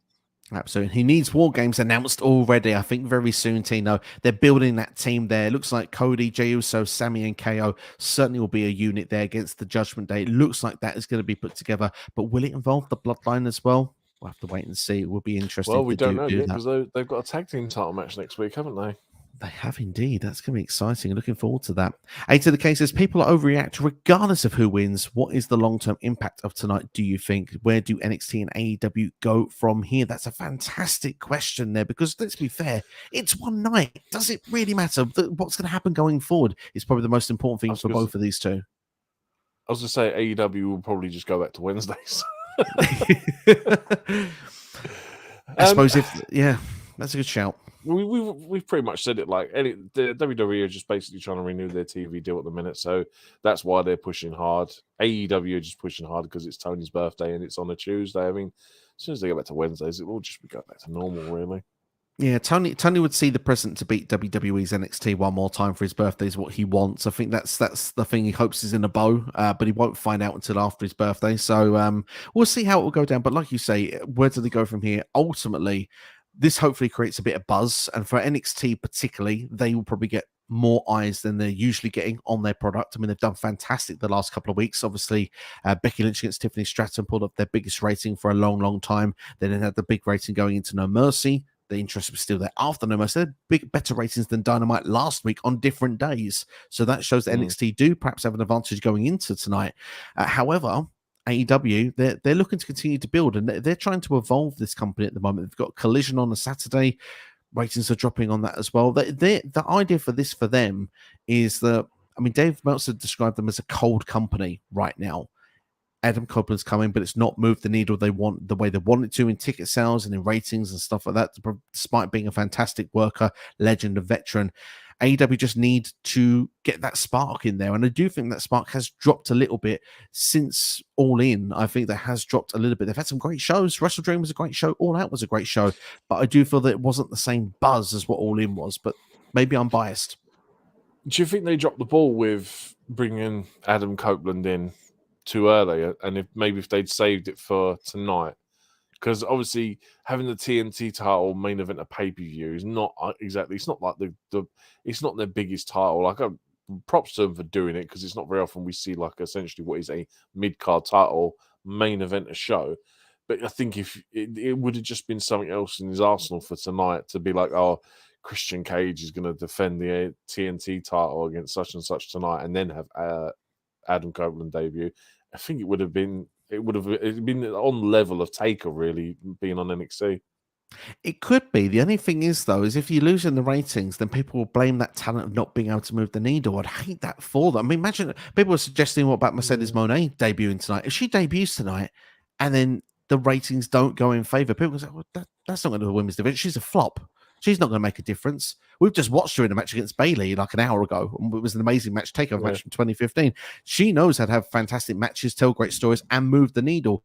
But if they debut people in the wrong placement and the wrong time, it can harm. I think Wrestle Dream was a good place to do it personally. Yeah, I mean, I mean, just looking at it again tonight, the fact that Undertaker's been at NXT in itself is the biggest draw in itself, and it's like it's really hard to really put anything on a match on another show that will even come close to that. Without any disrespect to AEW, there is not much you can do on the other side when you have Undertaker and John Cena appearing on the opposite show. You're talking 30 odd years from the Taker, 20 odd years from Cena, and we're talking the biggest eras of WWE wrestling these two have been involved in. Like you can't top that. You just cannot top it unless you have. And a lot of people, obviously, a lot of people consider them goats. Do you know what I mean? So it's like it's a bit hard to topple what people consider to be the goats of it. Absolutely, and they already have Jericho on AEW's side. Like, who else are they going to bring out? Mark Henry and Big Show. Like, that's not going to make the difference. It's just not. So they've given us a great wrestling show. Looking forward to watching great wrestling show. Goldberg could be someone that could do, but if they'd announced that ahead of time, people would come in and check it out. By doing it as a surprise, it is a good shout, though, isn't it, Goldberg? Weirdly enough, he doesn't. He aggravates people, but he would move a needle. He'd bring more people in. WWE always benefited when Goldberg was there, as much as we didn't like it. Or I say we as a collective. Some of you may have liked it, but not many people liked it. And it made numbers though, so it comes down to that. But yeah, long term, obviously NXT, they're looking for that TV deal, looking to keep new eyes on the product. AEW looking to get that hot streak kicking in, and obviously beating NXT, beating a WWE show just gives them a bit of that swagger going into Full Gear season. Wrestle Boom says, hot take, Jay White is not a main eventer. NXT, covering your eyes. I've been burnt. I need some. I need a bandage for that one. Damn. God. Sorry, I can't get over that one. That's just shocking. Sorry, Wrestle Boom, we have to disagree on that one, but I respect everyone's it, a time, but I don't like it. Everyone has their own opinion. They're entitled to that opinion. We don't have to agree with it, but Wrestle Boom, it's your opinion. Totally, no one can tell you wrong. Tina says, "Let's get wild." CM Punk team versus Seth Rollins team. War Games. If only. Tino's booking that on his fantasy channel right now. Punk doesn't have many friends, so that'd be a very small team, I think. Well, FTR's staying, so that's out. So yeah, it's I'm not sure. Yeah, it's not happening. Ken here with another hot take of his own here says Nia Jackson piping in as a tag team could be the match or disasters. Well, I don't see it myself. I see what he's trying to do, but I don't see it myself. I'm sorry, but again, opinions, you're all welcome to them. We don't always have to agree with them. Do you agree with it? I was just trying to think, like, let's be honest, like, I actually think it would kind of work. Like, it would give them both an interesting dynamic. Like, my biggest problem is that I just don't find them entertaining on the mic. And I think if you just had them as this complete dominant force at tag team wrestling that absolutely destroyed everyone they came across, I'd probably find it entertaining to a certain point, but then I'd be like, I'm bored now. Someone needs to beat these guys. It could happen. We'll see. I don't see it myself, Ken, but let's see if we've seen it for you. Let's ask him, do we see Roman Reigns NXT in future? Maybe perhaps a feud with Bron Breakker, a stare down, something that Alyssa would love to see. Personally, I don't think about a Bron Breakker rivalry. I think it would be great to see at some point in the future. But what I would say is if, and this is a big if, NXT don't pull in numbers that they want to pull tonight, they're going to want to pull at least 1 million tonight, ladies and gents. You know they're going to pull in the big dogs. And the next one afterwards, if they don't do it with Taker and Cena, Roman Reigns will be in full sail. Roman Reigns will be in NXT at some point. They have the ability to do it, so why wouldn't they? So I could see Roman Reigns at some point being in NXT for 1 week to pop a rating. I mean, they could have done it tonight, really. And if the whole point of them is setting up Cena versus Roman at Crown Jewel, tonight wouldn't have been a bad place to start it. It wouldn't be a bad place, to be fair. CD actually said that the same boat as you with Fight Forever, played it the first week, then had to update it, and then, well, school came. So that kind of interrupted things there. But CD, school does come first, as he's quite clearly showing, so fair play to you. But those weekends. Give it another go. Let us know what you think. Also goes on to say that Samoa Joe holds the most NXT champion reigns at 3. I thought Balor had 3 as well, so maybe they're equal. I'm not sure. Maybe a Google search needed there. Ken says it's on the Google search now. Triple H being knighted by Endeavor, and yes, it's been as clear as day, especially on Raw. But do you realize that Vince can and most likely will change? So yeah, I mean, to be fair, Vince still probably could have his say here and there. But yes, Triple H apparently does have the pencil at the moment now when it comes to WWE Creative. 99.9% of everything Triple H will go through, and will be booking. But yeah, I mean, Vince, I suppose, can still have a say if he wanted to. He can do, but I think the whole point is where he's the top dog of both UFC and WWE now is they're kind of like they're trying to keep him busy with other stuff so that he doesn't have time to meddle within the booking of WWE. Absolutely, indeed. WrestleBoom says my list of top 5 NXT champions: Adam Cole, Finn Balor, Samoa Joe, Bron Breakker, and Tommaso Ciampa. And Ciampa certainly deserves to be in that conversation. Samoa Joe as well. They were great NXT champions. Ken asking if we're a fan of the YouTuber JD from NY206. Are you a fan? Can't say I've heard of him, if I'm honest. I stick to my guns. It's very hard for me to find new YouTubers to watch, if I'm honest. I have like a set list and that's it. I don't really branch out from it, unfortunately. No, I'm kind of the same, but I am aware of JD's work. Obviously, he's very popular in the YouTube scene. I'm not going to say anything more elaborative, but I am not a fan. That's all I will say. I will not elaborate any further on it. CD says, I would laugh so hard if Cody Rhodes said that he was winning the undisputed WWE tag team titles is good enough. He doesn't have to finish the story though. It would be quite funny, but yeah, certainly he will go on to finish that story. NXT. They're both, yes, just a heads up, they are both 3 times NXT title holders, those. Absolutely. Ladies and gentlemen, this stream gets fast and furious sometimes, and we've got Vin Diesel in the house. It just says family. Absolutely welcome, Vin Diesel. Hope you keep on. Hit that like button, Vin. Do us a favor. WrestleBoom says, do you think that Drew McIntyre will join Judgment Day? Obviously, backstage and Raw, we saw Adam Pearce and Ricochet. You told me to watch out for them too. Of course, Rhea Ripley was talking to Drew McIntyre. What do you reckon it will lead to? I don't know if this was you or this was actually my wife that said this earlier. It might have been you because you know more about wrestling than she does. But the idea that if it is going to be Drew versus Seth at Crown Jewel, yes, that it was you then. The Priest will probably try and cash in at Crown Jewel, and me. Drew won't stop at that time. Yeah, I was going to say I know you. I thought it was you. My wife was waffling on about what she thought was going to happen with Judgment Day and how Rhea Ripley was going to get hurt because, you know, Rhea Ripley's number 1 in her eyes. But yeah, no, it's definitely you. But yeah, I mean, the thing is, it makes sense with that story there for Rhea to talk about it, because if Drew doesn't get the job done, it's no longer his business. And then Drew won't make the save for Seth Rollins. So potentially, if I had to predict right now, I think Damian Priest is walking out for the 3rd PLE in a row. I think Damian Priest may walk out as the champion at the end of it, cashing in on Seth Rollins. I think it's like number 4 for me. I've been saying it even longer, I think. We know WWE doesn't want to keep that briefcase there. It's a nightmare for them. It's an itch for him to cash it in. This has got to be the one. It's got to be the one. So that's what we think at this point. Don't think Drew is actually joining the Judgment Day. And what is Sami Callihan leaving Impact Wrestling is a work? Why would he leave Impact Wrestling after being so loyal to the company? It's a good question. It's a good point. It's a good potential. I don't know if I see it, but certainly I wouldn't be against him going back to Impact and it all being a work. Hey, man, if it's a big swerve, it's cool, man. Like I said, he does great character work in Impact. I just hope that he doesn't get lost in AEW if he does go there. Absolutely. Ishan in the house. Hope you're doing well. Thank you for checking out the stream. Says I could see MJF being like AJ Styles, becomes the face of a rival company, TNA for AJ for years, and then goes to WWE. And of course, MJF has been there for 4 years now, nearly 5. And like you say, you could go on to be there for like AJ was for like 10, and then all of a sudden, boom, there you go.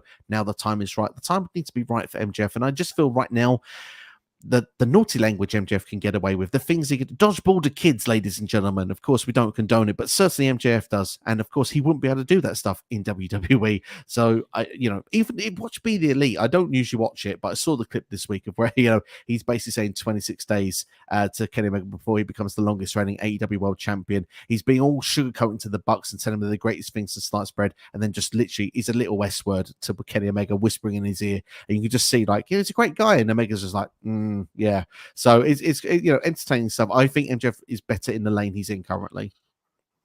Yeah, I mean, I'll give him another. Problem is TK. TK's probably going to give him like a 15-year. What was that contract Bret Hart when he got with WWE? 20 years, was it? I think that's what TK is going to try and offer MJF, is a 20-year contract to stay with AEW. But I think, what is he, 24? He could easily do another 4 or 5 years in AEW before he even attempts to make the jump to WWE. Absolutely. I think he'll do it one day. I'm just not sure 2024 is going to be the year. Roger says, do you think Seth Rollins versus Shinsuke Nakamura at Fastlane is one of the best matches of the year? NXT, I know your answer already. Nope, because Shinsuke should have won it. And now you've got Shinsuke feuding with Ricochet. Wow, what a progression with that character. Sorry, not the biggest fan of it. I'm going to say no. Go on. To be fair, just to say, I'm happy that Ricochet's back on TV again. That's the only plus. Yeah, absolutely. I think, I'm not so sour on the idea of Ricochet and Nakamura, but I get what you mean. You're going for the world title picture to someone that, rarely is on a PLE. So I get your argument with it. But this was a great match. I just can think of 5 matches already better than this match. And I think that's what doesn't make it one of the best matches of the year. But certainly for me, it was the match of the night when you go back to Fastlane. But I do think there was only 2 matches probably in that contention anyway out of 5. WrestleRoom says, is Death Triangle still a thing in AEW? If Pac wouldn't be injured, potentially. Yeah, the injury doesn't help. And WrestleRoom also asking 5 guys that should win the Men's Royal Rumble match. Gunther, Cody, Finn, Drew, and Randy Orton are his top 5 picks right now. If you had to pick one, just one, who's your pick? Number 1, baby, Gunther. It's got to be Gunther, man. The Ring General, Gunther. Want it to happen. I want it to happen, but I do feel it could be Cody, but I want it to be Gunther.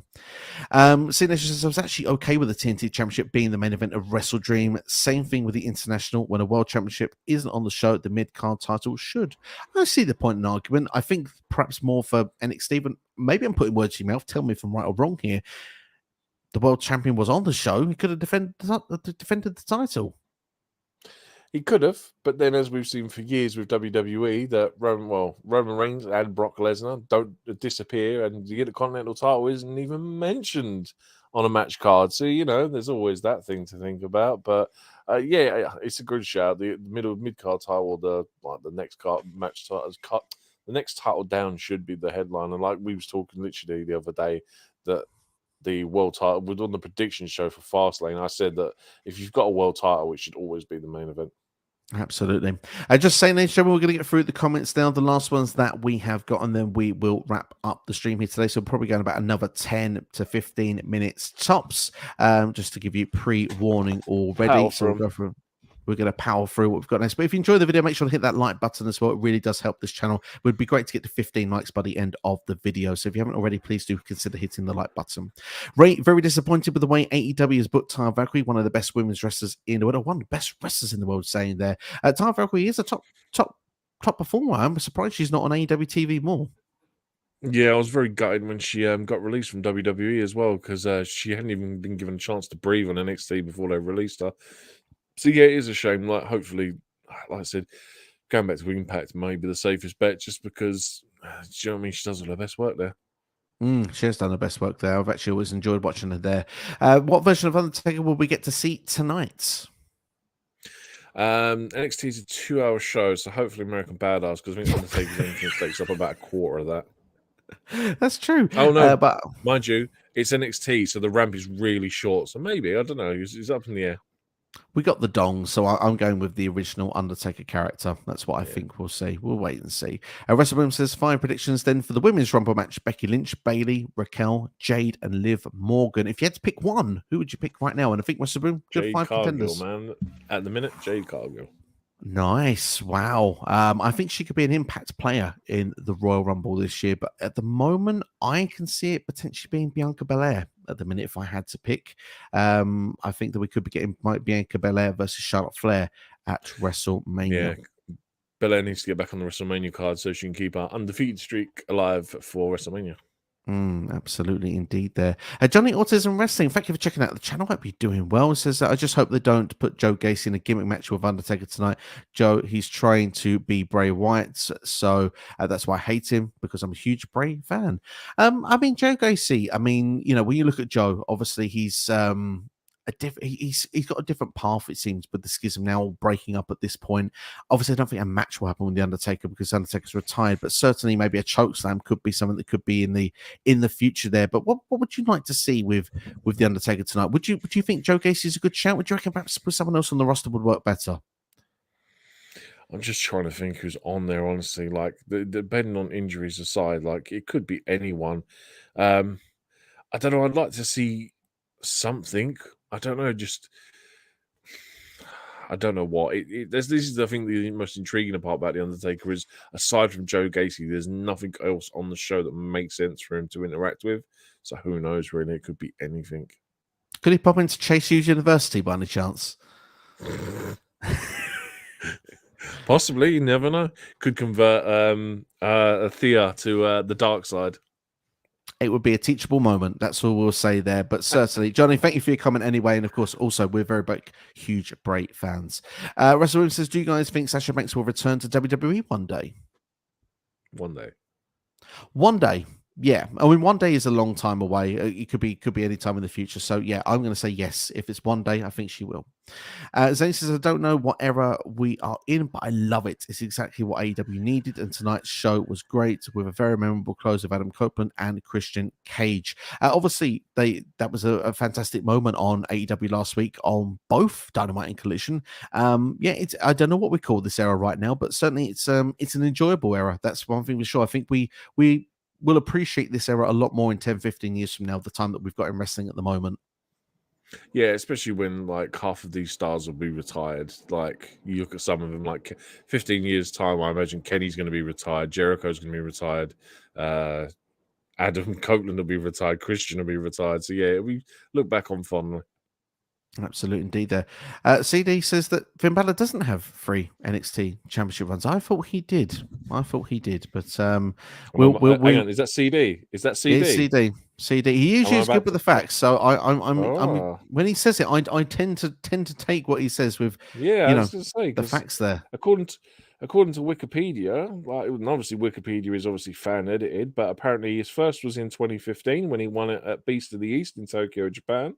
His second one was at NXT Super Tuesday when he beat he was in a fatal 4-way Iron Man match for the vacant championship against Adam Cole, Tommaso Ciampa, and Johnny Gargano. And then his third one, maybe I am wrong. Maybe I did see 3. Maybe I'm blind then. I could have sworn I saw 3. I thought he lost it to Joe and then won it back, but that must have been with Nakamura's run, because that's how Joe got his 3 times run. So Joe must be the holder, not Balor. Do you know what it was? I must have scrolled back up and looked at it and saw it twice, because there is because I swear he loses it to Joe, doesn't he? I don't know. Maybe I'm wrong then. Fair enough. I don't know why I tested CD. CD's always right. He's always right. And he's back with the facts once again. He'd prove he's right. 1 title defense in 190 days for Roman Reigns. Talk about a workhorse champion. But he pulls ratings. Do you remember when they said you had to defend it within 30 days? Those were the days. And it's been confirmed here as well. 2-time champion. And there we go. We can't get everything right, and it's late for us as well. Oh, hang on. Isn't he possibly the longest reigning champion? Or is that might be the fact? I might be because that's probably been broken by now since, hasn't it? By a Bron or someone. Possibly. I hate to guess now. I don't want to be wrong. Yeah. People won't take these quizzes seriously when we do them. Zane says, I was shocked to see FTR lose the tag team titles. I was not happy about it. It was a shocking moment. Ricky Starks and Big Bill, but I've got to say I'm very happy for both of them. And what a way. Apparently Cash is injured, so this is the reason for the change. Oh, okay, fair enough. Then I was going to say I didn't know about the injury. I would have only otherwise said it had something to do with his his activities outside of work last August that I thought it might have been about. But that's fine. If there's injuries, then I'll quite happily accept that.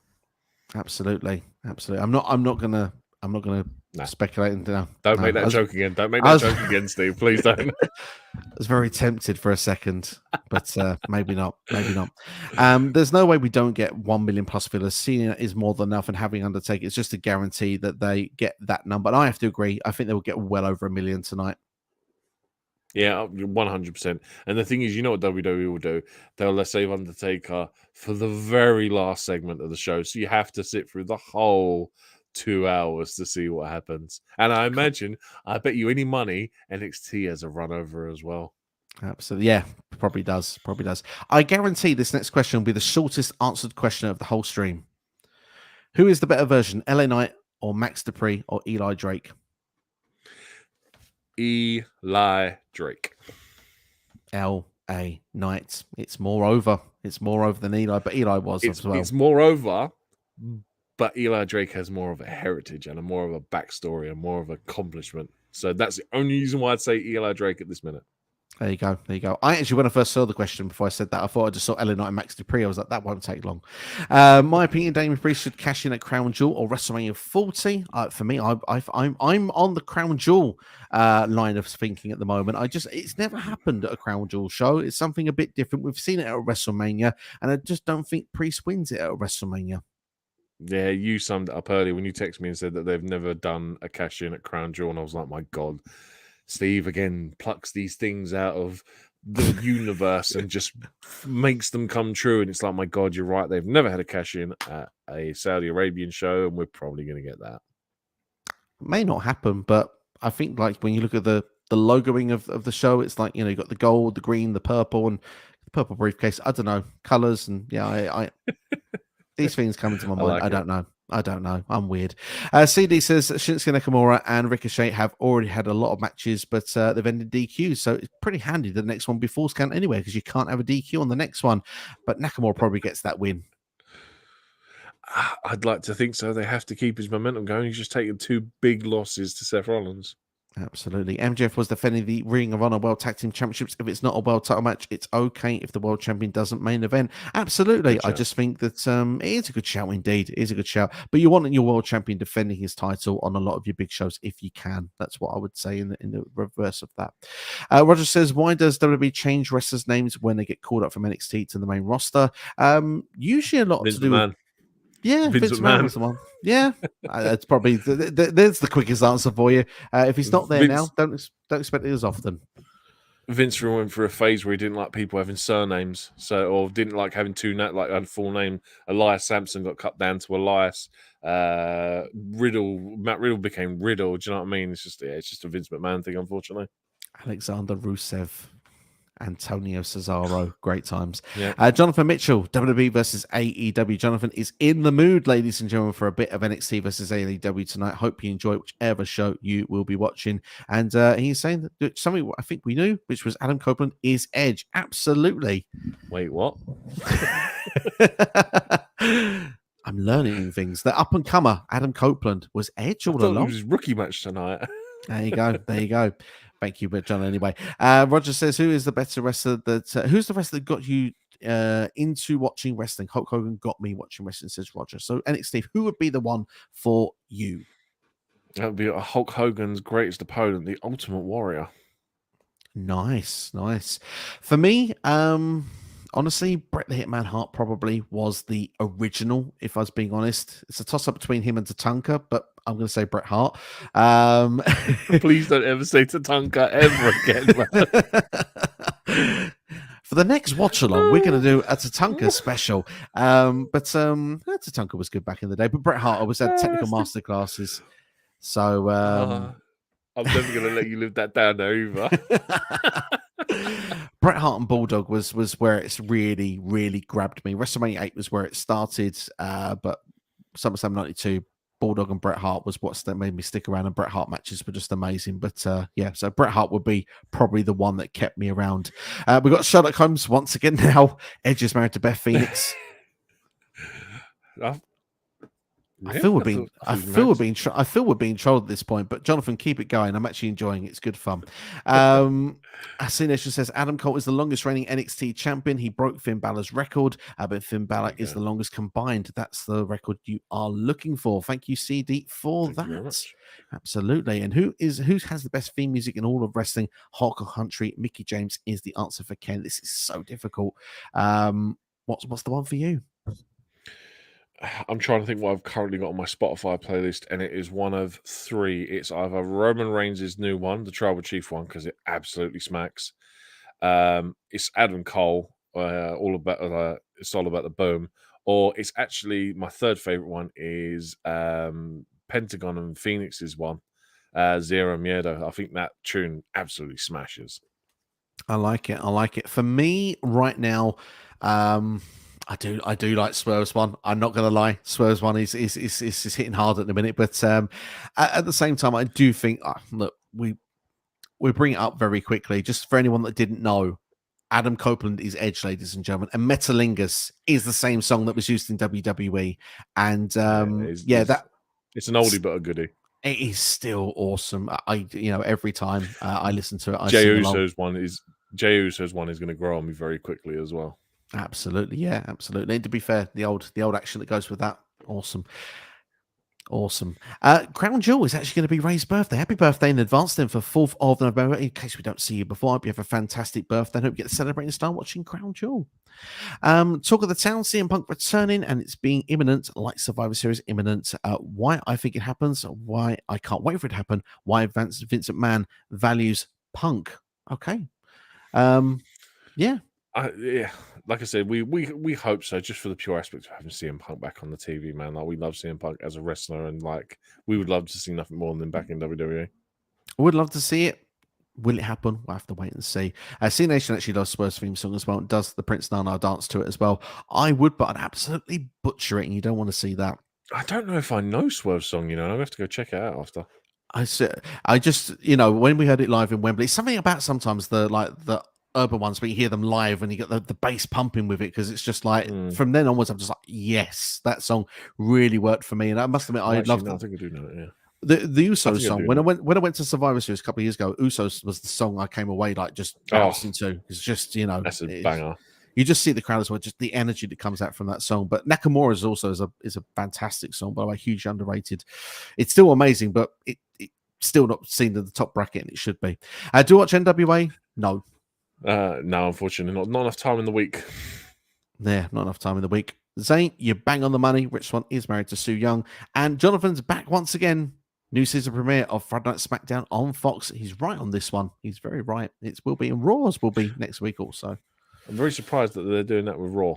That's kind of, well, no, I suppose not. It's random. It's just a random time of the year for them to do new season premieres. Absolutely. We've got WrestleBoom here, says Adam Cole is the longest reigning champion for 403 days. Finn Balor's first reign was 291 and the second was 212. Look at all the facts coming in for everyone here today. You're doing our work. Adam Cole, the greatest NXT champion, then.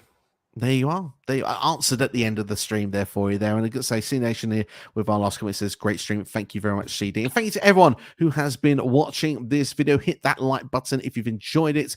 And of course, most importantly, if you're a wrestling fan, enjoy tonight. NXT versus AEW, whatever show you watch, enjoy it. That's what it's all about. We've got two great shows lined up for us. And of course, if you have the opportunity, try and watch both. Even if you watch one live and you watch the other one afterwards, try and watch both. I've got a funny feeling two fantastic shows are coming to us for this evening. And like I say, with this channel, very, very quickly, if you enjoyed the video, hit that like button, share it with a friend, subscribe as well. And most importantly, after this video ends, make sure to drop a comment at the end as well. It really helps this channel massively. You would not know how simple those quick little things do to make a channel grow. We've got a couple of comments just come flying in before I do my thank yous. Too Sweet Carl in-house right at the death there. Happy come Tuesday, gentlemen. Figure I censor that for you. I mean, to be fair, it's Von Wagner saying, so I don't think they need censoring too much there, but thank you very much and hope you're doing well, my friend. And got to say, saw the pictures of you at that wedding. Sharply dressed man, I got to say there. Was the business.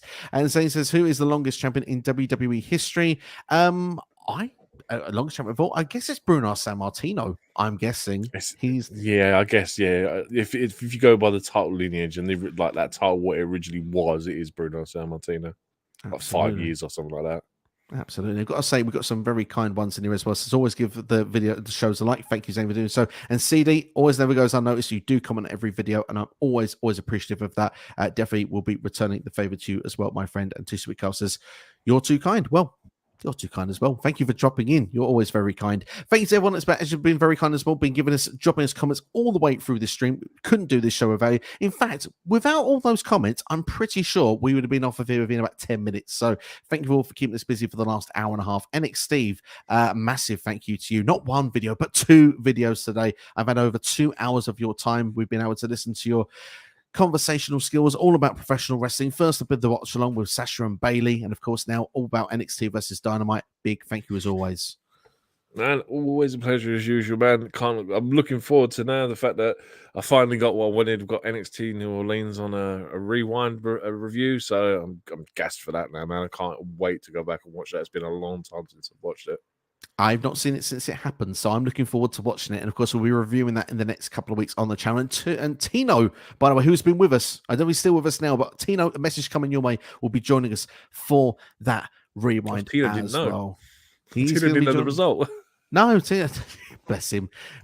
We'll tell him. We'll let him know straight after this. Roger says he's enjoyed the stream. Thank you, Roger. We've enjoyed having you here as well. Look after yourselves and each other, everybody. Enjoy the wrestling tonight, whatever you decide to do. Happy wrestling. I'm stealing Rick Cavani's catchphrase to end the show. Take care. We'll see you next time. And keep an eye on the channel. Probably tomorrow.